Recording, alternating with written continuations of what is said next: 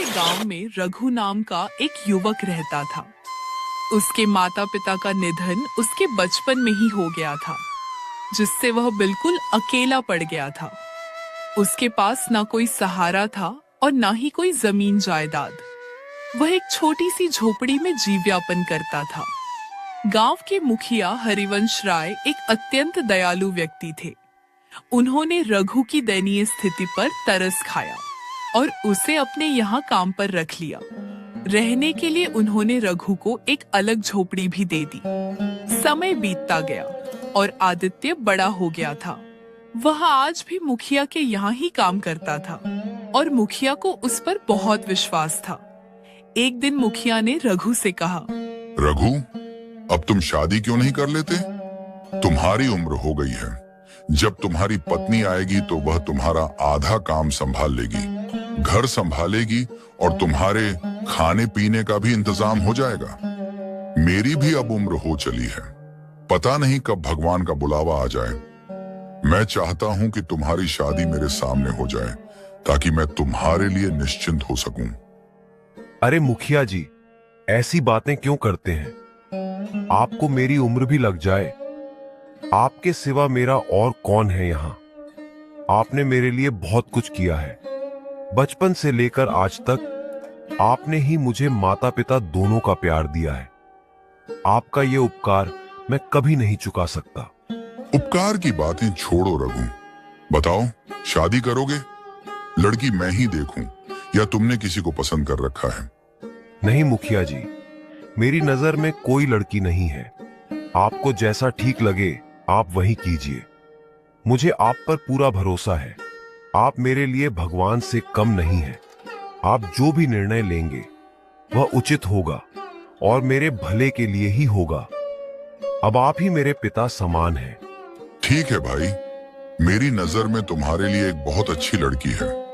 और हाँ, तुम शादी के खर्चे की चिंता बिल्कुल मत करना, वह जिम्मेदारी मेरी हुई। आखिर पिता का दर्जा दिया है तो मेरी बात भी माननी पड़ेगी। जी मालिक, जैसा आपको ठीक लगे। मुखिया जी का एक बेटा भी था, आदित्य, जो यह सारी बातें सुन रहा था। वह गुस्से से अपने पिताजी के पास जाकर बोला, पिताजी, ये आप क्या कह रहे हैं? आपको क्या जरूरत है रघु की शादी का खर्च उठाने की?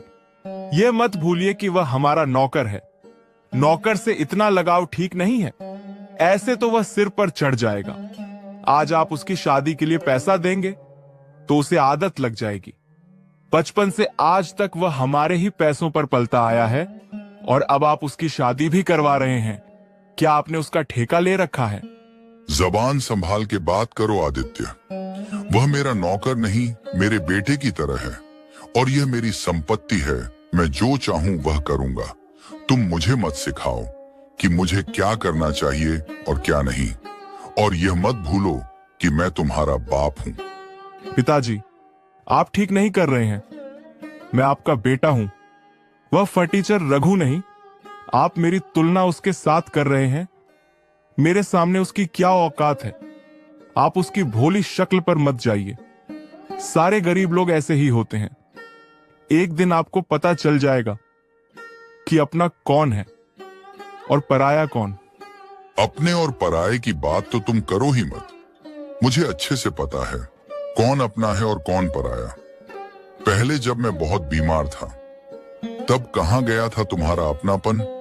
तब आदित्य ने मेरी कितनी सेवा की, दिन रात मेरी सेवा में लगा रहा। आज मैं जिंदा हूं तो सिर्फ उसकी वजह से।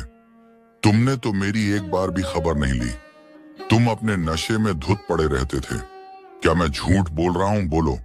और यहां आकर मुझे अपने पराये का भाषण दे रहे हो? चले जाओ यहां से। लगता है उसने आप पर कोई जादू टोना कर दिया है, इसलिए आप अपने बेटे से ज्यादा उस 2 कौड़ी के नौकर की तरफदारी कर रहे हो। और आपकी उम्र भी तो हो चली है। आपकी उम्र में आदमी शटिया जाता है। अभी एक काम करो, सारा हिसाब किताब मुझे दे दो, नहीं तो आप इसी तरह से सब पैसे लुटा दोगे और मेरे पास कुछ भी नहीं बचेगा।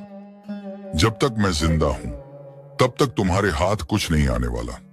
तुम्हारे हाथ में हिसाब किताब देकर मुझे अपना नाम खराब नहीं करना है। मैंने पैसे बहुत मेहनत से कमाए हैं। समाज में मेरी बहुत इज्जत है और तुम मेरी इज्जत मिट्टी में मिलाना चाहते हो।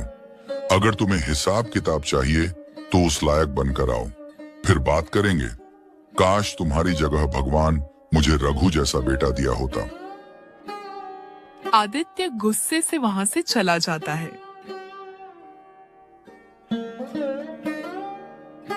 इस फटीचर रघु का कुछ करना पड़ेगा। ये 2 टके का नौकर मेरी जगह लेने की कोशिश कर रहा है।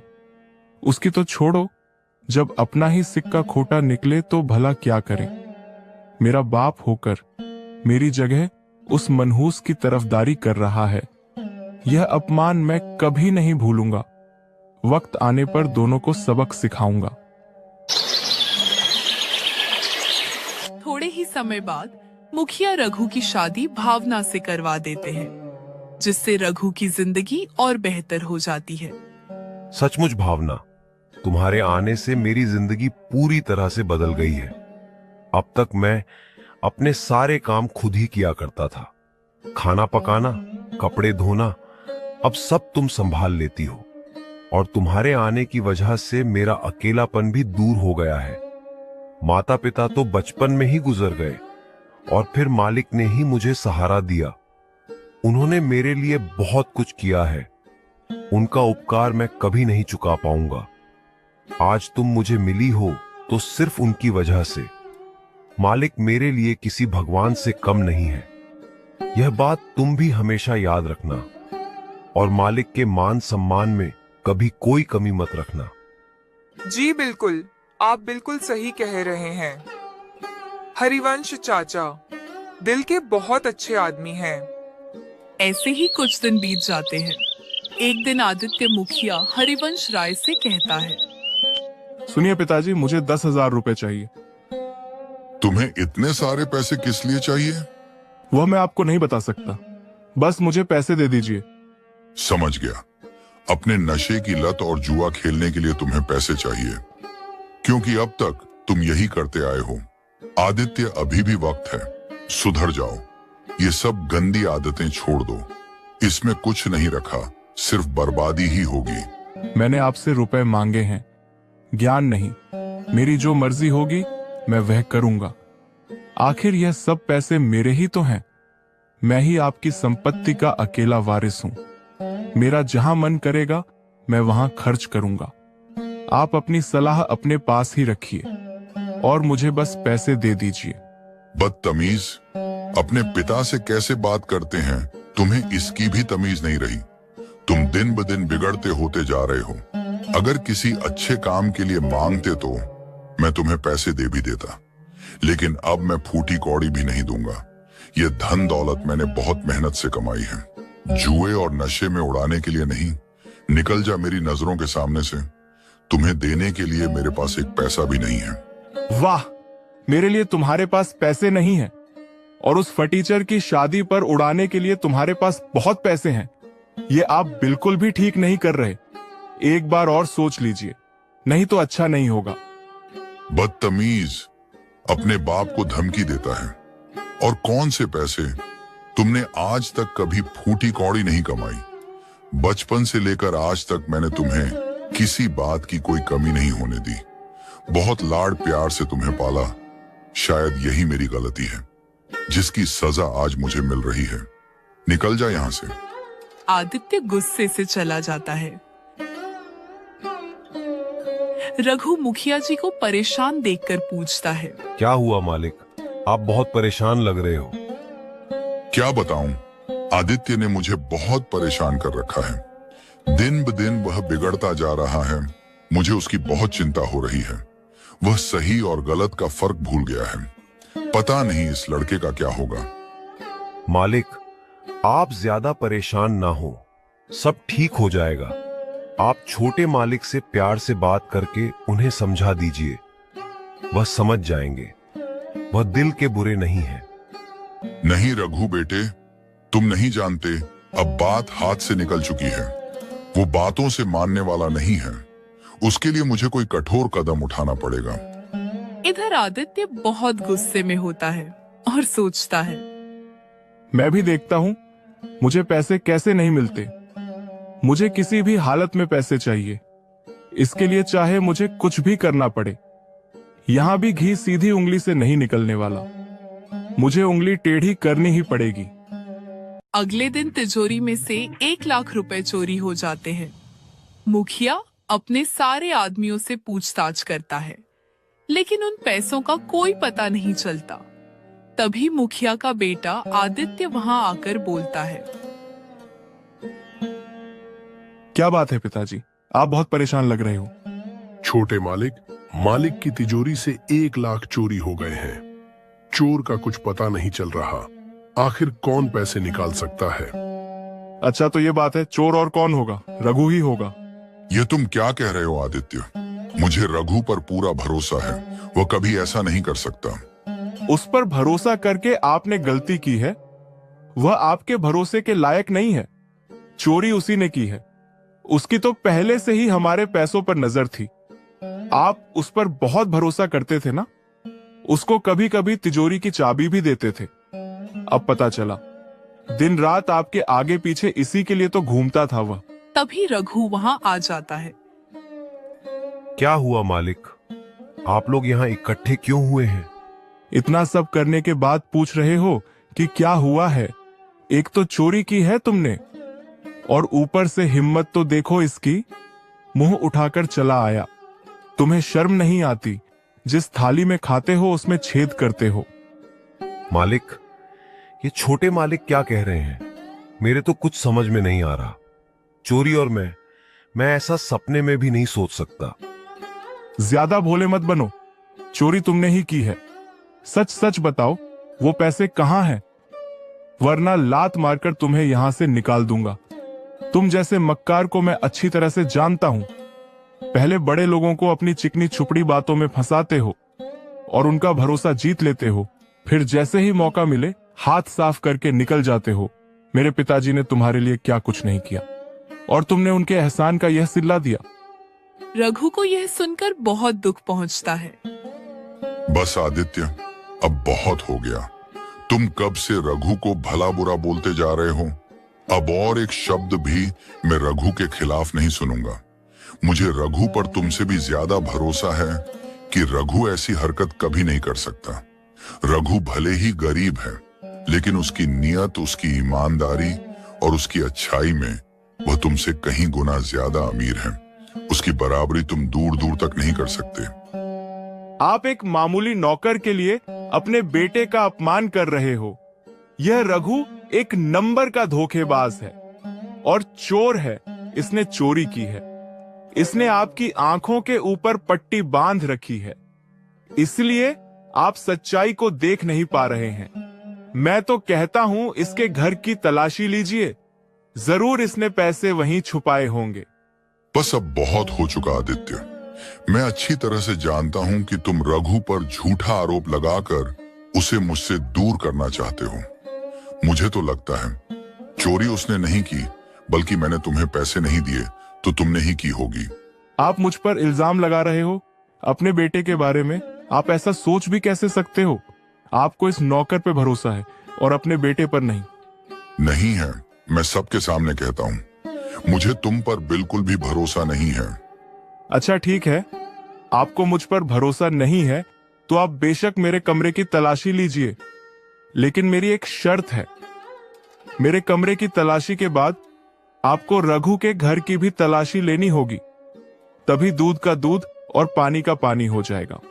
सबसे पहले आदित्य के कमरे की तलाशी की जाती है, लेकिन वहां पर पैसे नहीं मिलते हैं। देखा, आप सबको नहीं मिले ना पैसे। मैं आपको कब से कह रहा हूं कि पैसे रघु ने ही चुराए हैं। एक बार उसके घर की भी तलाशी लेनी चाहिए। फिर रघु के घर की तलाशी ली जाती है और रघु के घर में पैसे मिल जाते हैं। यह लीजिए मालिक, रघु के पलंग के नीचे रखे थे। यह देखकर रघु को बहुत बड़ा धक्का लगता है कि आखिर उसके घर में पैसे कहां से आए। देखा पिताजी, आपसे मैं कब से कह रहा था कि पैसे रघु ने लिए हैं, लेकिन आपने मुझ पर भरोसा नहीं किया। अब पता चला अपना कौन है और पराया कौन? मुखिया हरिवंश राय को भी बहुत बड़ा धक्का लगता है। वो कुछ भी नहीं बोलते हैं, बस चुपचाप खड़े रहते हैं। बोलिए ना, अब आप चुप क्यों खड़े हो? नहीं मालिक, ये सच नहीं है। मैं नहीं जानता मेरे घर पर पैसे कैसे आए, लेकिन मैं ऐसा काम कभी नहीं कर सकता। मैं चोरी कभी नहीं कर सकता। मालिक, मेरा भरोसा कीजिए। चुप कर धोखेबाज। आज तुम्हारी वजह से पिताजी को कितनी ठेस पहुंची है। वह तुम पर कितना भरोसा करते थे। मुझसे भी ज्यादा तुम पर भरोसा था। तुमने उनके साथ विश्वासघात किया है। तुमने आज पिताजी का दिल तोड़ दिया है। सबूत सबके सामने है कि चोरी तुमने ही की है। अब और कहने को बचा ही क्या है। पिताजी, मैं तो कहता हूं इस धोखेबाज को पुलिस के हवाले कर देते हैं। नहीं मालिक, मैंने चोरी नहीं की है। आप तो मेरे लिए भगवान समान हैं। मैं आपके घर में चोरी नहीं कर सकता। पिताजी, ऐसे लोगों को छोड़ना नहीं चाहिए। मैं अभी पुलिस को बुलाता हूं। नहीं, तुम पुलिस को नहीं बुलाओगे, और चलो यहाँ से। लेकिन पिताजी, आप इसे ऐसे कैसे छोड़ सकते हो? इसको सजा तो मिलनी चाहिए। मैंने कहा ना, तुम नहीं बुलाओगे पुलिस। मुझे कोई शिकायत दर्ज नहीं करवानी, और चलो यहाँ से। मुखिया जी वहां से चले जाते हैं। भावना, ये क्या हो गया? आज मैंने अपने भगवान समान मालिक का दिल दुखाया है। उन्हें कितना बुरा लग रहा होगा। वह तो अंदर से पूरे टूट चुके होंगे। लेकिन आपकी तो कोई गलती नहीं है। और ये पैसे हमारे घर पर कब आए, किसने रखे? ये जरूर किसी का षड्यंत्र है आपको फंसाने के लिए। वो तो मैं नहीं जानता भावना। मुझे इस वक्त मेरे मालिक की चिंता हो रही है। ना जाने वह मेरे बारे में क्या क्या सोच रहे होंगे। मुझे कैसे भी उनसे बात करनी ही होगी। मेरी बात सुनिए, अभी आपका वहां जाना ठीक नहीं होगा। आपने देखा नहीं, आपकी बात किसी ने नहीं सुनी। कोई भी आप पर भरोसा करने के लिए तैयार नहीं है। यहाँ तक कि हरिवंश चाचा ने भी आप पर भरोसा नहीं किया। वो बिना कुछ बोले ही चले गए। मालिक की इसमें कोई गलती नहीं है। उनका दिल टूट चुका है। भले ही मैंने चोरी नहीं की है, लेकिन सबके सामने वह पैसे मिले हैं, और यह साबित हुआ है कि मैं ही चोर हूं। मुझे कुछ समझ नहीं आ रहा। मैं अपनी बेगुनाही कैसे साबित करूं? मालिक को कैसे समझाऊं? अभी इस वक्त आप किसी से बात मत कीजिए। कुछ दिन बीत जाने दीजिए, फिर हरिवंश चाचा से बात करना। और दूसरे दिन सारे गांव में यह बात फैल जाती है कि रघु ने मुखिया हरिवंश राय के घर से पैसे चुराए हैं। सारे गांव वाले रघु को देखकर बातें बनाने लगते हैं। रघु को लोगों की बातें सुनकर बहुत बुरा लगता है। रघु मुखिया जी की एक झलक देखने के लिए घंटों तक उसके घर के बाहर खड़ा रहता है, क्योंकि उस दिन से मुखिया जी ने घर से निकलना भी बंद कर दिया था। कुछ दिन ऐसे ही बीत जाते हैं। सुनिए जी, घर का राशन खत्म होने को आया है। आटा बस 2 दिन का ही बचा है। आप अपने मालिक के भरोसे और कितने दिन बैठेंगे? मुझे नहीं लगता कि अब वह आपको काम पर बुलाएंगे। आप कुछ और काम देख लीजिए, नहीं तो हमारे घर का गुजारा कैसे होगा? हमें भूखे रहने की नौबत आ जाएगी। तुमने मुझे पहले क्यों नहीं बताया कि घर का राशन खत्म हो गया है? अब बता रही हो। कैसे बताती? आप दिन रात सोच में डूबे रहते हो। ना ठीक से खाते हो, ना सोते हो। मेरी मानिए, आप उस बात को भूल जाइए और आगे बढ़िए। मैं अभी गांव में काम देखकर आता हूँ। शायद किसी के पास कोई काम मिल जाए। फिर रघु गांव में निकल पड़ता है और एक दुकानदार से पूछता है, राम राम भैया, मैं काम की तलाश में हूँ। मुझे काम की बहुत जरूरत है। घर की हालत बहुत खराब है। क्या आपके यहाँ कोई काम मिल सकता है? आपकी बड़ी मेहरबानी होगी। तू वही चोर रघु है ना, जिसने मुखिया के यहाँ चोरी की थी। मेरे पास तेरे लिए कोई काम नहीं। क्या पता कल को तू मेरी दुकान से कुछ चुरा ले। निकल यहाँ से। रघु को यह सुनकर बहुत दुख पहुंचता है। वह वहां से चला जाता है। फिर एक दिन सेठ पृथ्वीराज के पास जाकर काम के लिए पूछता है और सेठ मान जाता है। ठीक है भाई, तुम कल से काम पर आ जाना। वैसे भी बहुत काम पड़ा है, मुझे 3-4 लोगों की जरूरत है। आपका बहुत बहुत धन्यवाद सेठ जी, मैं कल से आ जाऊंगा। तभी वहां पर सेठ की पत्नी अवंतिका आ जाती है। ये आप क्या कर रहे हैं? कोई जरूरत नहीं है इसको काम पर रखने की। आपको पता नहीं है इसने क्या किया है। भलाई का जमाना नहीं है। आप इसको काम देकर भलाई करने जाओगे और कल को ये आपका घर साफ कर देगा। आजकल के लोगों का कोई भरोसा नहीं है। मुखिया जी की यही गलती थी, उन्होंने इस पर भरोसा कर काम पर रखा था। यहाँ तक कि बचपन से इसे पाला, इसकी शादी भी करवाई, फिर भी इसने उनके साथ बेईमानी की। अगर अब भी आपने इसे काम पर रखा तो मुझसे बुरा कोई नहीं होगा। ठीक है, भाग्यवान नहीं रखूंगा। रघु तुम जाओ भाई, तुम्हारी वजह से मैं मेरे घर में झगड़ा नहीं चाहता। मैं तुम्हें काम पर नहीं रख सकता, तुम कहीं और जाकर काम देख लो। रघु निराश होकर वहां से चला जाता है। इधर रघु की पत्नी भावना को भी गांव की औरतें ताना मारती हैं। अरे देखो, ये उस रघु की पत्नी है ना? मैंने तो सुना है दोनों पति पत्नी की मिली भगत है। जो मुखिया जी जैसे अच्छे आदमी को फंसा के रखा था इन दोनों ने। लेकिन सच्चाई ज्यादा दिन तक नहीं छुपती। इन दोनों को रंगे हाथ पकड़ा है। इनके घर पर नगद रुपए मिले हैं। भावना को उनकी बातें सुनकर बहुत बुरा लगता है। वह घर चली जाती है। घर पर रघु को देख भावना पूछती है, क्या हुआ जी? आप तो काम देखने गए थे ना, मिला क्या? नहीं, भावना देखने गया था, लेकिन वहां पर काम नहीं था। कल फिर जाकर देखता हूँ। और तुम तो सब्जी लेने गई थी, लेकिन सब्जी तो कहीं दिख नहीं रही है। क्या हुआ, सब्जी नहीं लाई? उस सब्जी के दाम कितने बढ़ गए हैं। दाम सुनकर ही मैं वापस आ गई। मैंने सोचा दाल चावल ही बना देती हूँ। वैसे भी हमारे पास ज्यादा पैसे नहीं बचे हैं। और फिर दोनों चुप बैठ जाते हैं। भावना और रघु लोगों के ताने की बात एक दूसरे से छुपाते हैं। फिर एक दिन रघु के घर एक आदमी आता है और बोलता है, रघु, सेठ पृथ्वीराज ने तुम्हें आज से ही काम पर बुलाया है। चलो जल्दी से। क्या सच में? भगवान तेरा लाख लाख शुक्र है, मुझे काम तो मिल गया। भावना, मैं निकलता हूँ। ठीक है, आप जाइए। जैसे ही फुर्सत मिले खाने के लिए आ जाना। रघु सेठ पृथ्वीराज के पास काम करने निकल पड़ता है और दिन भर मजदूरी करने के बाद सेठ पृथ्वीराज उसी दिन उसे एक दिन की अच्छी मजदूरी के पैसे भी दे देते हैं। ये लो भाई रघु, तुम्हारी आज की मजदूरी। कल से वक्त पर आया करना। बहुत बहुत धन्यवाद सेठ जी। आपको नहीं पता, मेरे घर की हालत बहुत खराब थी। अगर आज आप काम ना देते तो मुझे भूखे रहने की नौबत आ जाती। अभी मैं चलता हूँ सेठ जी, कल समय पर आ जाऊंगा। रघु खुशी से अपने घर की ओर चला जाता है। इधर सेठ पृथ्वीराज मुखिया से मिलने जाता है। मुखिया जी, मैंने आपका काम कर दिया है।